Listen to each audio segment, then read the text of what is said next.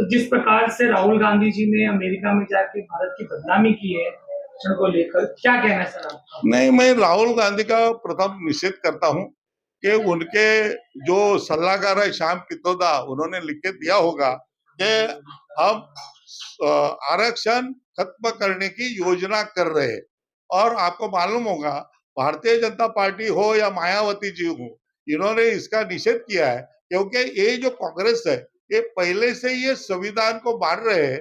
आरक्षण जो यदि उनकी 60 साल में सत्ता थी, ये आरक्षण लागू करते थे लोगों को शिक्षण में और नौकरी में, तो आज देश की स्थिति नहीं होती। आज 75 साल होने के बाद भी लोगों को आरक्षण की जरूरत है।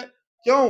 कि कांग्रेस ने 60 साल ये संविधान उसको, उनके जो नियम है उनमें जो आरक्षण है वो उन्होंने नहीं दिया, तो लोगों की हालत बुरी है। और अमेरिका में जाके जब वो कहते हैं, आपको मालूम होगा कि ये चुनाव में ये संविधान दिखा के लोगों को गुमराह कर रहे थे कि भारतीय जनता पार्टी आएगी तो संविधान रद्द करेगी, आरक्षण खत्म करेगी, एससी एसटी ओबीसी का।